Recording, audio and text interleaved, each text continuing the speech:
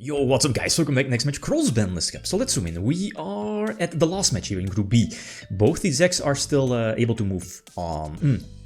Let me think twice. First of all, I know Dragon Rulers are able to because they... What was it? I mean, it depends, right? On the matchup against GB some time ago. And if I remember correctly, Light and Darkness Dragon Rulers, they won that matchup. But I'm not so sure about Infernities, so it depends. Should recheck that one, but we'll see, depends on this matchup. So, as I've mentioned before, or as you know, people pointed out in the previous video, made a small mistake with the GB points, right? 7 instead of 6 should be 6. Anyway, so which deck has the advantage? We see that from the votes that people prefer or see that the Dragon Rulers have the advantage over Infinities. I could definitely agree. Let's not forget that Dragon Rulers is a deck that has access to the opening with 6 cards. And that's important, especially Rulers being that 2-card interaction deck, you know, using the Rulers, the babies, and Super Rejuvenation is still sick. Stuff like Maxi, Breakthrough Skill, you know, are superb against something like Infernities. So, I get Maxi, so I can potentially recover by, you know, go for Lavalval Chain and then stack the top card of my deck being Archfiend. So we'll see from there. Rulers does some standard stuff. Yes, the thing is that they can go for Big Eye and gain control of my Lavalval Chain. I'm not so sure what my back row is. Obviously not something to stop that one. The Light and Darkness Dragon is definitely a problem. This would have been game if I did not activate the Typhoon. Yeah. Again, as you know, Light and Darkness Dragon is forced to negate the first card being activated, right? So Ruler or the Dragon will put itself on Shailing 2. Anyway, so we know the next draw is indeed the Archfiend. We tried to, what was it, attack over, or was it Crash? Suicide Crash? To potentially set up my Archfiend in the graveyard, but that's a good play. Not give me access to Archfiend in graveyard, you know, due to potential Sword Charge, or what is it, Launcher, or whatever, any Monster Reborn card, right? So that was definitely a good play. But I can't recover from this. I think, yeah, I'm super low on life points, so basically any ruler gets it right. We know both these sets are Soul Charge and was Launcher. So okay, game number 2.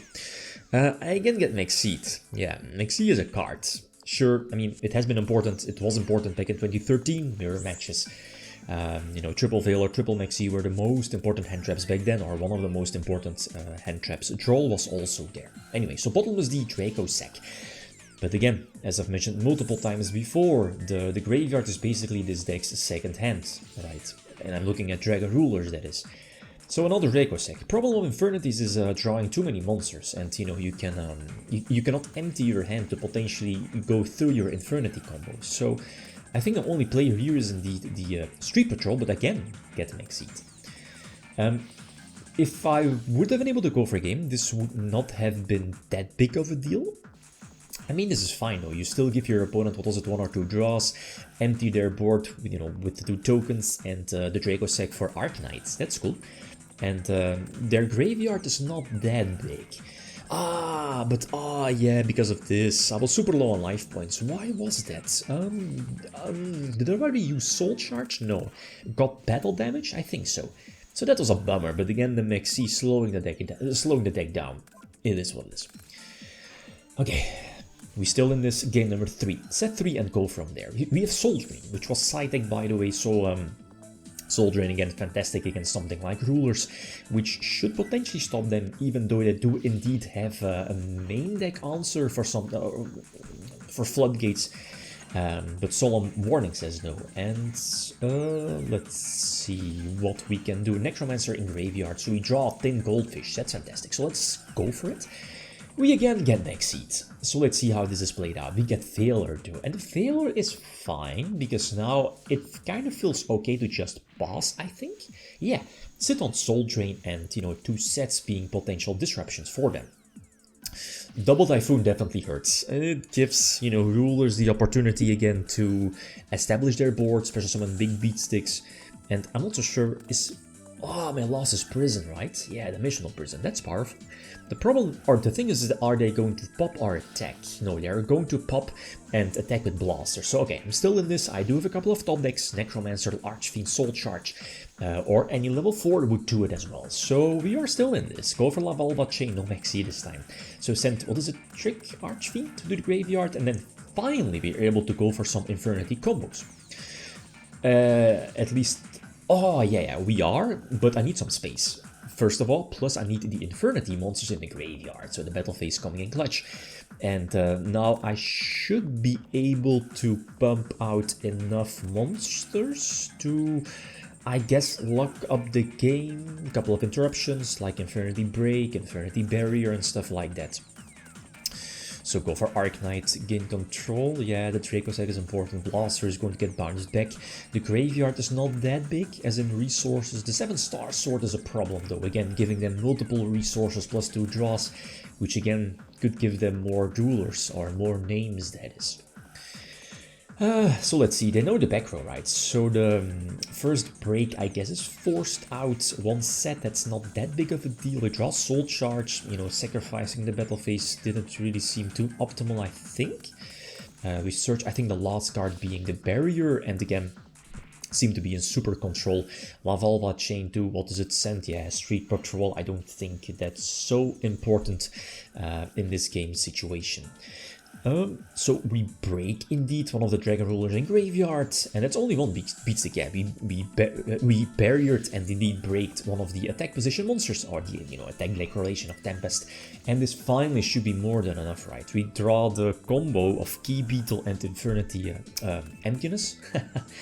Essentially it is.